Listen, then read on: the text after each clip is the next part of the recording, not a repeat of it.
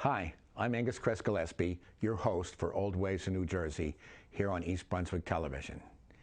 Today, I want to talk with you about a new website that launched just this summer. It's called oldjerseynews.com.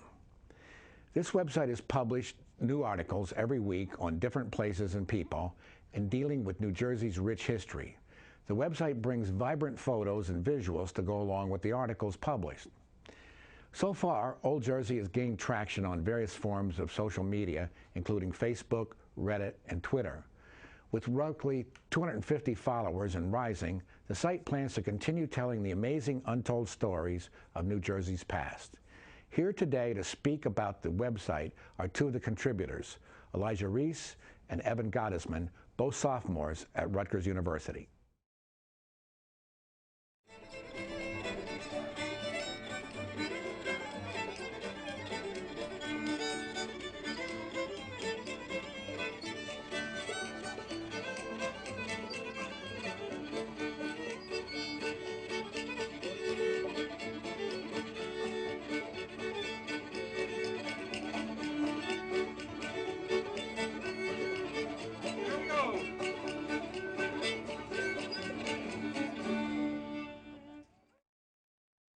Evan, let's start with you. I understand you did a piece on the War of 1812 in New Jersey, and so I think you're working under a double difficulty there. When I think of the War of 1812, I think of the burning of Washington, D.C., or the Star-Spangled Banner in Baltimore, or possibly Andrew Jackson's great victory in New Orleans. But I don't normally think of the War of 1812 in terms of New Jersey. And not only that, we don't even think of the War of 1812 that much because, you know, we're focused on the Revolutionary War, which came before, and the Civil War, which came afterwards. So tell us, how did you pick the role of New Jersey in the War of 1812? You're working under a considerable handicap there. Right, well, I think you hit it spot on that if people remember the War of 1812, they're remembering the campaigns in Maryland, Star-Spangled Banner, that's Baltimore, sometimes New Orleans. People in Canada certainly remember the invasions of Canada. It's sort of a formative national experience for them. And that's if they remember the War of 1812. Yeah. So when I was looking at the war, I was seeing this and I said, this was a time when our country was invaded by a foreign power. It must have had an impact on every state. It certainly had an impact on every state, but because there were no major campaigns fought in New Jersey, because there were no major battles in the state as there were in the Revolutionary War, and because it's not as well remembered as the Civil War, it's not as well documented. There are very few sources that compile every New Jersey-related aspect of the war. So that's sort of why I went about attacking this topic. At the time, how did New Jerseyans tend to view the war? Was it popular or unpopular? Or can you give us a sense of that? Well, it was certainly unpopular among New Jersey politicians. When the Congress went to vote for the war, the entire New Jersey delegation to the House of Representatives voted against the war. And this was in spite of the fact that every member of New Jersey's delegation to the House was a member of the Republican Party. And this is Thomas Jefferson, James Madison's Republican Party. It's not the Republican Party of today, but the Republicans had been the ones who had pushed for war. James Madison, House Speaker Henry Clay had pushed for war, but New Jersey congressmen, the representatives, unanimously voted against, and our two U.S. senators, only one of them voted in favor of the war, and both of them were Republicans. Immediately after, or almost immediately after, the war is declared, after a couple of days, on July 4th, 1812, a convention meets in Trenton of New Jersey Federalists, and the Federalists are the opposition party at the time, and they're there to decry the war and to say how it's going to negatively impact the state. And they play on two major demographics in New Jersey: Quakers in the west of the state, who are pacifists, so they're naturally averse to war, and merchants in the New York area who don't want their interests, their shipping interests, disrupted by a British blockade. And they play on that, and they actually win the 1812 state elections that are 4 months after war is declared. And they change the election laws in New Jersey so that we don't directly elect our presidential electors anymore, and that they'll be appointed by the state legislature so that they can ensure that in the November 1812 presidential election, the Republican candidate, James Madison, is not going to win in the state, and he doesn't win in New Jersey. He wins the national election, but New Jersey's votes are thrown to DeWitt Clinton, the Federalist elector, the Federalist candidate, because of that change in the laws. As we just discussed, most of the major campaigns were elsewhere, but did the war come to New Jersey at all? It did come to New Jersey. As I mentioned in passing before, there was a British blockade of the American coast. In 1813, 1 year into the war, the British close off the Delaware Bay between Cape May and Lewis, Delaware. They close off the Raritan Bay between Sandy Hook and Long Island.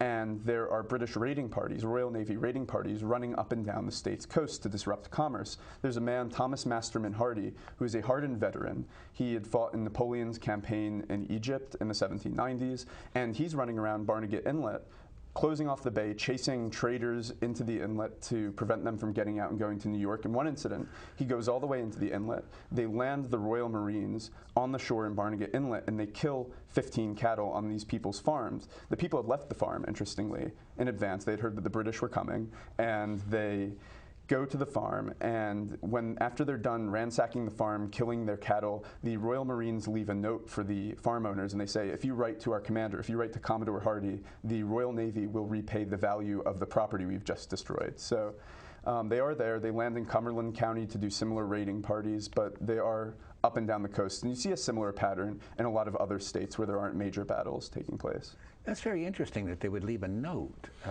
for compensating them. I guess this is like a psychological warfare, trying to get them to bond with the British somehow.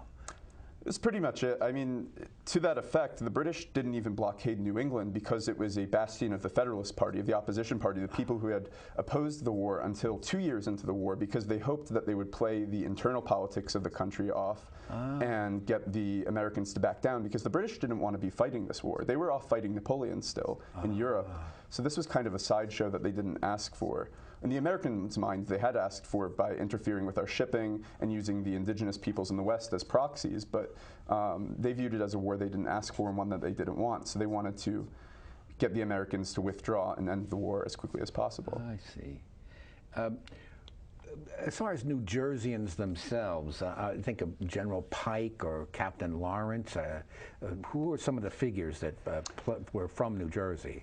So as you mentioned, General Zebulon Pike is a famous New Jerseyan who fights in the war. And interestingly, despite the New Jersey politicians being so averse to the war, New Jerseyans play a role in some of the war's most famous chapters, and one of those is the Battle of York and the burning of York, and that's where Zebulon Pike comes into play. Pike is the commander of the 15th U.S. Infantry, which is called the New Jersey Regiment, because it's York up in Canada. York in Canada, that's correct. Yeah. That's the city that eventually becomes Toronto. Yeah. It's the capital of Upper Canada, which is today's Ontario province. Yeah. And so Pike commands the 15th U.S. Infantry, which is the New Jersey Regiment, recruited almost exclusively from New Jersey. And they go up to York and they defeat the British there. Pike is killed. As the British withdraw, they blow up a gunpowder store. And after that, the 15th and the other regiments there infamously burn the Parliament buildings. They burn the city. They burn the city that eventually becomes Toronto. As you mentioned, Captain Lawrence, another famous one. He's a naval captain. He's the man for whom Lawrenceville is named.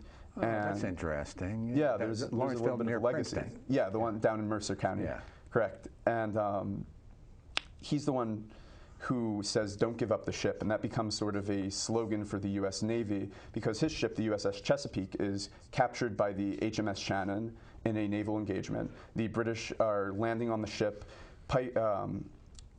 Lawrence is mortally wounded, and he's on the deck, and he shouts to his men, "Don't give up the ship." Now, they do give up the ship to the British. It becomes a famous victory, but his friend, Oliver Hazard Perry, who's a better well-known naval hero, flies a battle flag later in that year on his ship that says, "Don't give up the ship." He flies this flag, and incidentally, he also gives up his ship, but he goes to another ship, and he defeats the British, carrying the flag, bearing Lawrence's words.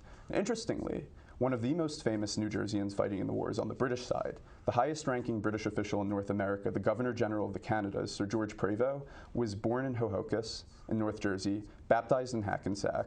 This was during the colonial era in the 1760s when it was still a British province, but he was from New Jersey, and he is the highest-ranking British official in North America in the main theater of the war. That's a very interesting little detail there. Yeah. Well, bottom line, why should we remember the War of 1812?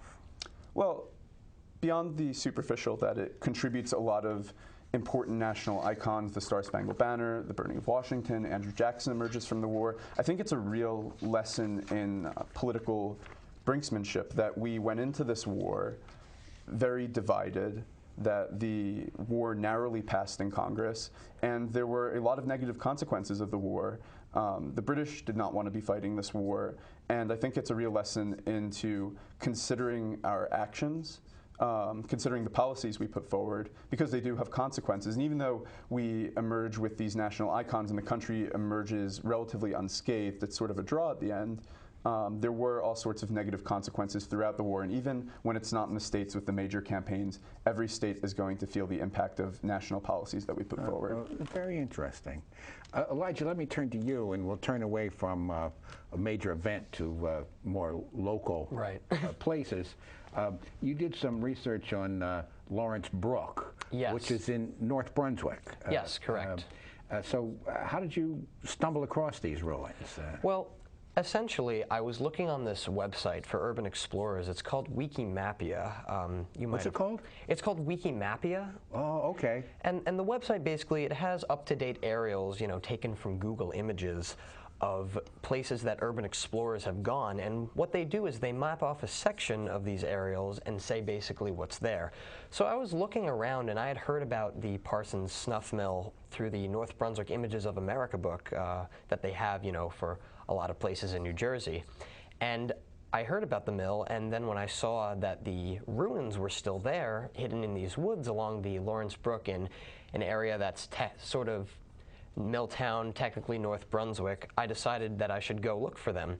So I went out with a few friends, and this was probably about 3 years ago, and I printed out the map and I looked around, and this woods was so big and expansive, and I just said, there's nothing here. So on my way back after about 3 hours, I came upon the ruins and the fallen wall, and I said it was, it was an interesting experience. It was like, oh, there it is.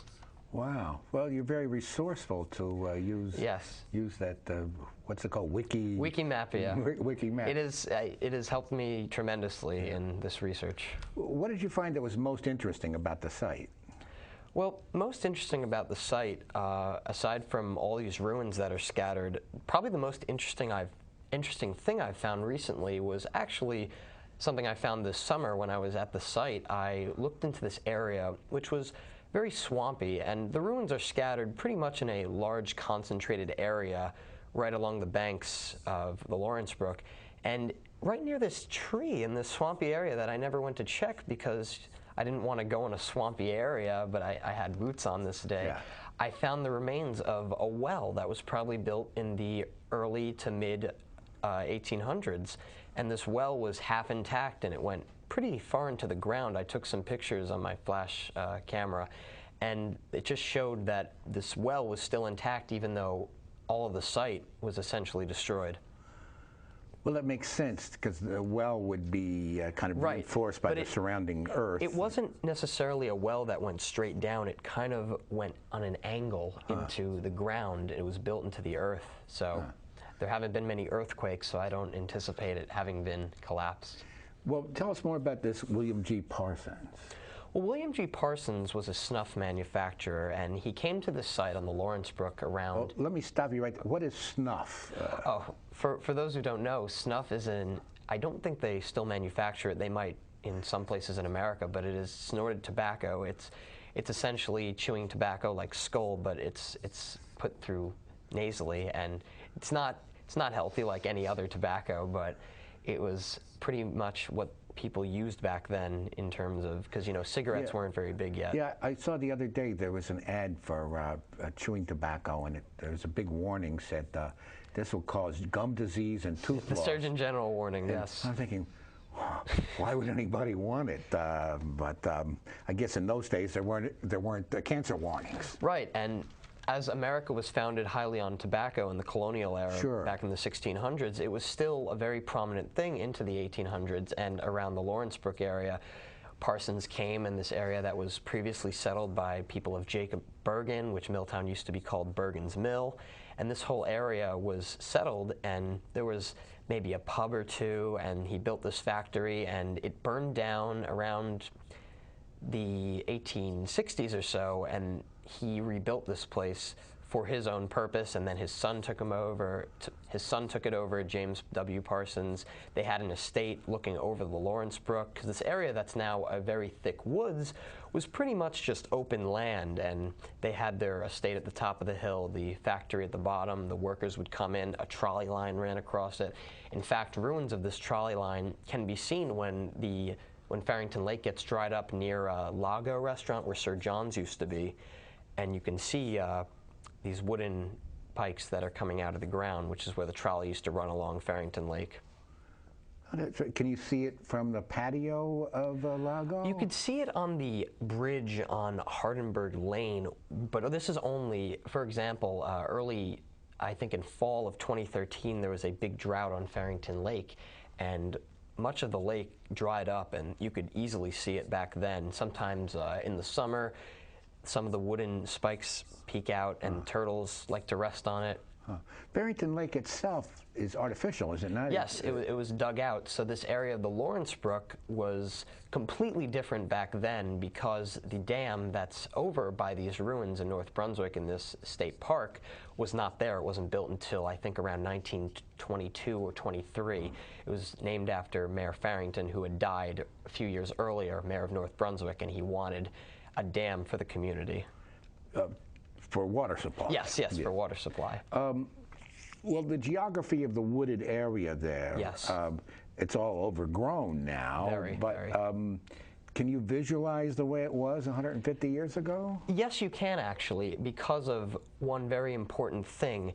We have this line of Osage orange trees. There's thick trees with this thick orange bark. They don't produce oranges, but it's because of the bark as they get their name. There's a scientific name for it. I'm blanking on it at the moment. But as I recall, yeah, Osage orange is very good for making bows, as in bow and arrows. Oh, okay. Yeah. I didn't know that. Yeah. That's very interesting. Yeah.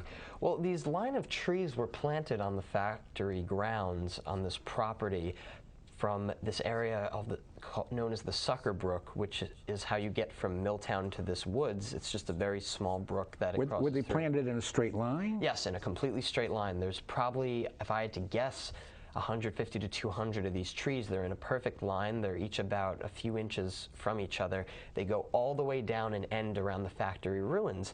So you're thinking, at the time, it's almost like a pointing an arrow. Exactly, exactly. And the fact, when I went to the site for the first time over 3 years ago and didn't pay attention to this line of trees, which if I followed would have led me right to the factory, perhaps I would have gotten there sooner than in a 3-hour span. But if their estate was at the top of this hill, which is where a pipeline runs currently, and behind that is a neighborhood of North Brunswick. And this area, which was a big hill, and it's still a big hill, at the end of this hill, towards where it plateaus, is this line of trees. And at the end of this line of trees, interestingly enough, is the Sucker Brook. And I'm thinking to myself, this was about a year ago, I'm thinking to myself, well, there had to have been a bridge of some sort. So I followed the line of trees away from the factory ruins towards the Milltown side where it reaches the Sucker Brook. And wouldn't you know, on the edge of this, the edge of the Sucker Brook is this wall that I'm almost positive was the bridge that went over the Sucker Brook, because a website that has tremendously helped me is historicaerials.com. Do you know the website? No. Well, basically, Historic Aerials is a site where you can type in any address, and it gives you years going back to 1930 of plane imagery, which is turned to satellite imagery. So it really helps, and you can compare. There's a tool. It's a very good resource. Wow. And you can see that there was a dirt path to the right of this trees closer to the Lawrence Brook, and that's, I'm guessing, how they got to the site and how workers would go in and out and how the Parsons family ran their estate. And I've also heard from people that are around 60, 70 years old who lived in North Brunswick and Milltown in the area, that this whole big woods, this incline, they used to sled down it in the 40s and 50s. So the growth has come since then, and it is pretty much impossible to try and sled that now. Do you think there's any possibility of preservation efforts going forward? Well, I'm not sure about that, because it is currently a town or state park. There's a big sign when you enter the gravel lot in North Brunswick that says open space. And I don't think they can really do anything with these ruins, because I think the way they've left them is a good state for preservation, because they're just there. They're not You know, they're not harming anyone, they're not doing any damage to the environment. You can't really lift them. I believe at one point these walls were standing, as noted in the Images of America North Brunswick history book.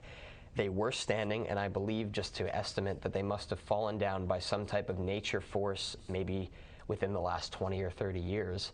So there's really nothing I think they can do. I think what we should do is just spread awareness that these are there and that they should be looked upon as what was this great empire of snuff that Mr. Parsons and Mr. Bergen and all these other people had throughout the years in North Brunswick, which led to their history. And interestingly enough, the Parsons Elementary School in North Brunswick is named after him. Oh, I had no idea. How would I go about getting there if I wanted to see this for myself? Well, you just go down Route 1 and you go to this area in North Brunswick. You make a right onto, I believe it's called Franklin Drive. Then you go down the street and make a right onto Farrington Boulevard, which changes into a gravel path. On the left, there's going to be a natural gas little machinery of some sort. I can't really put a name to it. And then you just follow the curve into this parking lot. There's a sign that says open space, hours sunrise to sunset. You'll see the dam. You park your car. You can just scale down this little dirt hill. You've got to be careful there because it is very steep. And you see the dam, you just follow the path, this little dirt path in the heavily brushed woods, and you cross over this open area where the pipeline runs parallel to the Lawrence Brook, and then the ruins are right there. So that's how you get there. Is it legal for me to go there? It's absolutely legal. It is a state park, and it's been preserved as such. People go fishing there. It's a very popular fishing spot. I've seen many people there just going on the dam. There's interesting graffiti, but I wouldn't recommend participating in any type of graffiti activities, but this is just from over the years. Sure. Well, let's shift gears. We'll move from Middlesex County to Burlington County. Okay. And we can talk about the Swede Run Barn, which I understand is in Moorestown. Yes. But normally when we think of Moorestown, we think of the Moorestown Mall. Right. I remember many years ago there was a radio jingle, you get more at Moorestown. Yeah. But anyway, leaving the mall aside, talk about the Swede Run Barn. What led you to write about this? Well, I actually didn't write about it. Our co-founder, Paul Selin, who couldn't be with us today, wrote about this. He lived near the site, and he had heard about it and had passed it through on one of his, he likes to go exploring, so on just one of his nature excursions. And he saw this barn that was pretty much nothing being done with it. It was this old barn. It's about 200 years old, we estimate. And it was just sitting in the middle of this park, this field. Nothing was being done with it. There's a big hole in the roof. And he was just curious as to what was being done with it or what the history was. So he looked into it and found a lot of interesting stuff about it. Well, what is the history? What's its historical significance, if any? Well, we can't date it exactly, but people have estimated, archaeologists and other art historians and architecture experts, and people who just know about this time, that it was probably built within the first 20 years of the 1800s. And it doesn't necessarily have historical significance in that something magnificent happened there. We can't say George Washington slept there. We can't say George Washington slept there, as he did die in 1799. But it was originally attached to a farmhouse on the property. The farmhouse has long since been destroyed. We don't know when that was, but it was a long time ago. And it was probably to store milk, other types of goods that houses would have. At one point it stored a tractor for the area, just maintaining the area. It's very small. It's probably about the size of the stage we're standing on right now in terms of square feet. But its significance is that it was aesthetically pleasing. It was a very popular spot for artists to come and paint and photographers to photograph. It had a very interesting way of projecting the sunlight through this large hole in the roof at sunset.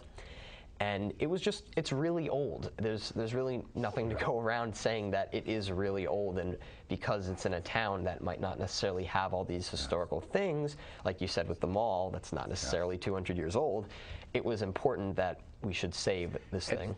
And the town did step in to stabilize it? Yes, yes they did. In, I believe, 2012 or 2013, if Paul was here, he could correct me on that, they hired someone to come in and structurally reinforce the barn. They took off the roof, which had large gaping holes in it and was original. So they took off this 200-year-old roof and replaced it with a modern type of asphalt roof.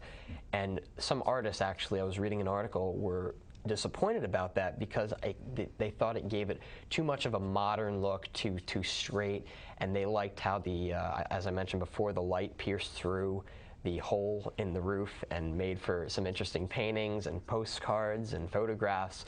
And so there was some controversy to that, but in my opinion, honestly, it would have been destroyed otherwise, because if they wouldn't be able to save it, I think it cost around $160,000, it would have been destroyed. Of course, of course. Let's move closer to home. Right here in nearby Milltown, we have the Michelin tire factory. Yes, we do. Also on the Lawrence Brook. Which I understand, it was a previous factory, but it was in 1907 that Michelin, the French tire company, moved in. Previously, the Meyer Rubber Company was there, and I think before that, I think some type of Indian rubber company was there, British Indian Rubber Company. And of course, going back all the way to the late 1600s, Jacob Bergen and his mill, which originally the town was called Bergen's Mill. So there was a lot of mill activity on that site. But it was in 1907 that Michelin came over, probably one of the most known tire companies in the world today in 2014. They came over, and that was the first American plant that they built. They brought over tons of French people. And pretty much made this town that was mostly German from the early 1800s onward more of a French town now. And then 1930, the depths of the Depression, the plant closed and a lot of the French workers went home, and I understand it's been pretty much vacant for the last 80 years. Pretty much. There have been a few businesses that had small space in areas of the factory, most notably the area parallel to Main Street where there's a big concrete slab. They sell Christmas trees there, I believe, in the winter. That building was taken down, I believe, in 1960 or 1961, and because it had been crumbling. And so pretty much no one has been occupying this space for the past 70, 80 years. The whole complex is very photogenic. Yes, extremely photogenic. But it's kind of the romanticism of this. And so much of the factory is intact because a few buildings, I believe one burned down maybe 10, 15 years ago near the intersection of Clay Street, and there's a big stone pile there from all the bricks. But other than that, most of the main buildings parallel to Ford Avenue are still there. And there's a lot to see there. What do you think is the most interesting part? Putting you on the spot. I think design-wise, because I haven't been in the factory in over 5 years. I went on many excursions as a young person in 2008 and 2009, before the whole property was fenced off by the township. I believe the most interesting part of it architecturally would have to be in the buildings parallel to Ford Avenue. There is a I don't know if you call it sawtooth or shark tooth design on the roof. And it was very innovative for factory explosions. It would just blow out through the windows and not damage the and also structures. Emit light for the workers. Yes, and it's very photogenic in these buildings because a green light comes through, when the sun is shining bright, and it gives us this black and green look. It's very, very photogenic. What would you like, Elijah, to see done with the factory in the future?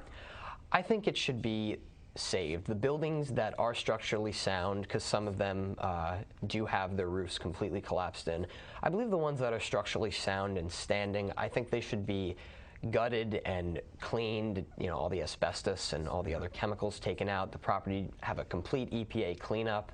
And I think, do you know what they're doing with the Helm Snuff Factory in Helmetta? Yeah, they turned it into condos. Yeah, they're turning it into condos. So that might be.